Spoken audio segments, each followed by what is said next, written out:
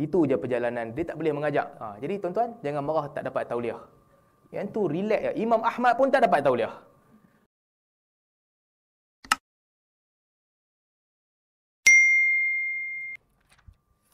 Imam Ahmad diuji oleh Allah Subhanahu Wa Taala dengan fitnah. Fitnahnya apa? Bismillah.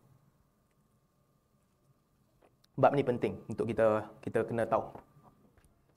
Zaman Imam Ahmad ataupun sebelum zaman Imam Ahmad, timbul ajaran sesat yang namanya Jahmiyah. Jahmiyah ni apa? Ataupun Mu'tazilah, aliran yang menggunakan akal untuk faham dalil. Dalil tunduk kepada akal. Dalil dengan akal ni sepatutnya di zaman salaf bergerak selari. Dalil dan akal selari. Kalau tak ada dalil yang bercanggah betul-betul dengan apa yang akal nampak, tak ada. Basic logic in line dengan dalil. Tetapi datang aliran Mu'tazilah. Mereka menilai semua dalil-dalil syarak, terutamanya yang berkaitan dengan sifat Allah, ikut hukum akal. Saya dah sebut banyak kali sebelum ni. Antara yang dilakukan oleh Mu'tazilah adalah menafikan kalamullah. Al-Quran, kata mereka, bukan kalamullah. Idea ni berkembang. Kita dah sebut dalam kuliah lain macam mana dia berkembang. Tapi pada mereka, Al-Quran bukan kalamullah. Sebab Al-Quran tu baru. Dia terdiri daripada huruf-huruf yang bercantum menjadi perkataan. Perkataan-perkataan yang bercantum menjadi ayat. Ayat-ayat yang bercantum menjadi surah. Ada percantuman. Bila ada percantuman, ini benda baru. Bila dia benda baru, dia bukan sifat Allah Subhanahu Wa Taala, bukan kalamullah. Idea Mu'tazilah. Sedangkan sebelum tu, para imam salaf semua kata Al-Quran kalamullah. Mereka tak persoalkan dah, baru ke lama hang punya pasal, tak penting. Yang penting Al-Quran kalamullah. Setiap patah daripada Al-Quran kalamullah. Alif, lam, mim tu kalamullah. Qul huwallahu ahad kalamullah. Idea Mu'tazilah ni datang. Mereka kata nama kalamullah ni sebab penghormatan pada Al-Quran sahaja. Tetapi hakikatnya dia bukan kalamullah. Dia adalah makhluk yang Allah Ta'ala cipta macam Allah Ta'ala cipta kamu juga. So, idea ni, dia mula berkembang di zaman Khalifah Ma'mun. Ma'mun ni tahun 218, 216 kot. Abbasiyah. Di zaman Khalifah Ma'mun, idea ini berkembang sebab dia pemerintah yang suka membaca, dan bila dia suka membaca, dia ambil idea ni dan dia cuba kembangkan dalam masyarakat dia, Ma'mun. Apabila dia cuba kembangkan idea, di zaman itu ada satu ulama yang besar namanya Yazid bin Harun. Yazid bin Harun adalah ulama yang public figure yang dihormati oleh semua orang. Yazid kalau cakap, orang ikut. Kalau Yazid kata lawan pemerintah, jatuhkan Ma'mun, orang akan jatuhkan dia. Jadi, Khalifah sembunyikan idea dia yang sesat sebab takut dengan Yazid bin Harun. Takut Yazid akan gerakkan orang untuk lawan dia. Khalifah percaya Al-Quran tu makhluk. Tetapi tak berani nak suarakan idea sebab Yazid bin Harun masih hidup.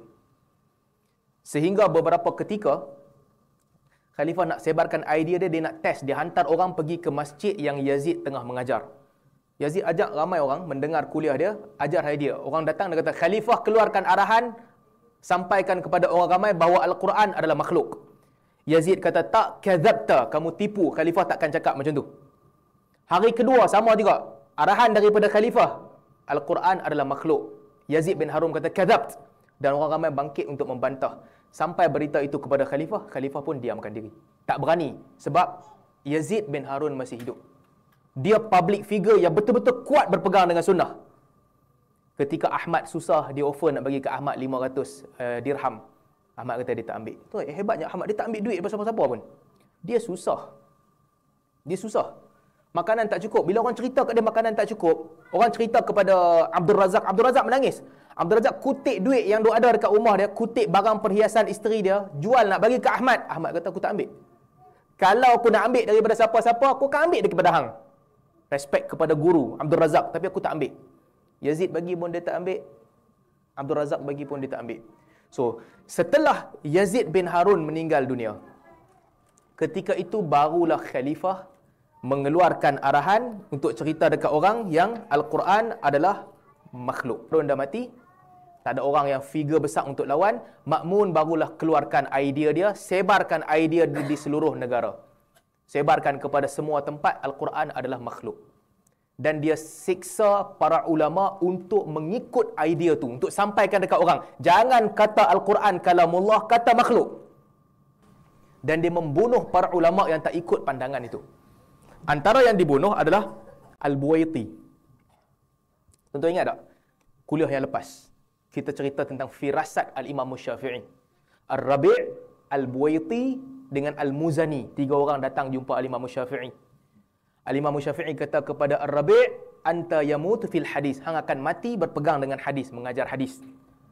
Imam Syafi'i kata kepada Buwaiti, anta tamut wa hadha yamutu fil hadid. Dia akan mati ketika di dalam besi, terkurung di dalam besi. Al-Buwaiti, Allah Ta'ala takdirkan dia mati dalam penjara Ma'mun. Dan juga yang ketiga, Al-Muzani. Imam Syafi'i kata, lau jadalta syaitan la ghalabtahu. Al-Muzani, kalau hang lawan hujah dengan setan, setan pun nanti kalah hang. Dia power gila debat. Dan Al-Muzani menjadi orang yang hebat. So Al-Buwaiti, sebagaimana firasat Al-Imam Syafi'i, murid Al-Imam Syafi'i, salah seorang yang dibunuh oleh Ma'mun. Apabila Ma'mun, Imam Ahmad dia membantah daripada awal. Ketika itu ramai orang memilih untuk mendiamkan diri. Mereka tak setuju dengan pandangan Ma'mun ataupun pandangan Mu'tazilah, tapi tak boleh nak lawan, mereka pilih untuk diamkan diri. Pada ketika fitnah itu kuat. Sebab itu Imam Ahmad ada masalah dengan mereka semua. Ali bin Madini, Yahya bin Ma'in yang kawan baik dia. Tapi bila Ahmad bangun melawan, ramai di kalangan mereka memilih untuk mereka slow down. Dikatakan Al-Imam Al-Bukhari juga pada peringkat awal tidaklah begitu melawan. Sehingga kemudiannya Al-Bukhari tulis kitab Khalq Af'al Al-Ibad. Dikatakan tak ramai yang melawan macam Ahmad. Ahmad bangun dan dia lawan. Idea khalifah dia betul-betul dia tolak. Para ulama ketika lain mereka buat pilihan untuk diamkan diri. Sebahagian mereka sebab disiksa teruk, ada yang dipenjara, mereka buat trik. Sebahagian mereka buat trik. Bila orang khalifah akan hantar orang pergi tanya, Al-Quran makhluk ke kalamullah? Dia akan buat innal Quran wal Zabur wat Taurat wal Injil was suhuf hadhihi makhluqat. Sesungguhnya Al-Quran, Taurat, Zabur, Injil dan suhuf Ibrahim, ini semua adalah makhluk. Okey, pemerintah punya investigator kata okey, settle depa ni geng kita balik. Bila pemerintah punya investigator balik, orang pergi tanya kepada guru-guru ni, macam mana hang boleh kata makhluk? Sedangkan kita duk belajar dalam Al-Quran dan Sunnah kata ini kalamullah. Depa akan kata, aku bukan kata kitab-kitab tu makhluk, aku kata jari aku 5 ni makhluk. Jari aku yang makhluk, kitab tu kalamullah betul. Tapi tak berani nak lawan. Orang bagi nasihat kepada Ahmad, jangan lawan juga. Ahmad kata, kalau hang diam, aku pun diam. Macam bila orang awam nak tahu kebenaran? Kalau kita semua pilih untuk diam, orang awam nak tahu macam mana? Ahmad lawan. Sampailah Ma'mun dapat tangkap Imam Ahmad. Bila Imam Ahmad nak dibawa daripada Baghdad, Imam Ahmad doa kepada ketika itu, mudah-mudahan Allah tak bagi aku nampak muka Ma'mun, Ma'mun pun tak nampak muka aku. Kena doa, dia pun mati. Dia mati sebelum sempat berjumpa dengan Ahmad, dia mati. Bila dia mati, dia diganti oleh Mu'tasim. Mu'tasim lagi teruk pada Ma'mun. Bunuh orang, dia penjarakan Ahmad. Ahmad dipenjara 30 tahun. 30 bulan Ahmad dipenjarakan. Zaman Mu'tasim. Tekanan itu sangat kuat. Apabila dia dipenjara, dia dipukul, sehingga ketika Ahmad tua, dia buka baju dia, kelihatan bekas-bekas dipukul. Dalam penjara, dia pukul dia paksa dia untuk kata Al-Quran makhluk. Ramai orang yang tewas. Ahmad sentiasa bertahan. Dalam riwayat disebutkan, motivasi Ahmad adalah siapa? Para ulama ketika itu ramai yang takut. Takut nak bersuara. Para ulama. Motivasi Ahmad adalah penghuni penjara lain. Ahmad jumpa mereka, Ahmad tanya, sembang dengan mereka. Ada satu orang jumpa Ahmad, dia kata, hang mengaku je lah Quran makhluk, Allah Ta'ala akan maafkan hang. Lepas tu hang minta, uzur tu Allah Ta'ala terima. Dia ni kata, aku masuk penjara 10 tahun dah. 10 kali masuk penjara sebab curi. Sebab curi aku masuk penjara, aku tak sanggup nak tengok hang ulama ni masuk penjara. Imam Ahmad kata kepada orang yang jawab dekat dia tadi, yang 10 kali masuk penjara, Imam Ahmad kata, hang punya syahwat untuk buat dosa, curi, tak hilang walaupun 10 kali hang masuk penjara. Syahwat nak mencuri tu ada juga. Walaupun hang dah masuk penjara, hang tetap nak mencuri juga. 10 kali masuk, hang tak taubat, nak mencuri juga. Takkanlah syahwat aku nak berpegang dengan agama Allah nak hilang kerana sekali masuk penjara. Orang tu kata betul juga, hang duduk buat macam hang nak buat. Dalam sebahagian riwayat diceritakan ada orang yang salah, yang jahat masuk dalam penjara, jumpa Imam Ahmad. Dia kata hang jangan putus asa. Hang mati tetap akan mati. Sama ada hang mati hina ataupun mati mulia. Mati pegang dengan pandangan ini orang awam mana tahu akidah apa, tapi dia tengok Imam Ahmad, orang agama, lawan pemerintah yang zalim yang hukum dia bagi nasihat kepada Imam Ahmad, jangan tunduk kepada pemerintah, mati mulia. Kalau hang tunduk kepada pemerintah, hang dipandang tinggi tapi mati tetap akan mati juga. Nampak motivasi ulama tak boleh pakai. Imam Ahmad belajar daripada penjara. Dia sembang-sembang dengan orang penjara, ini memberikan kekuatan kepada Imam Ahmad.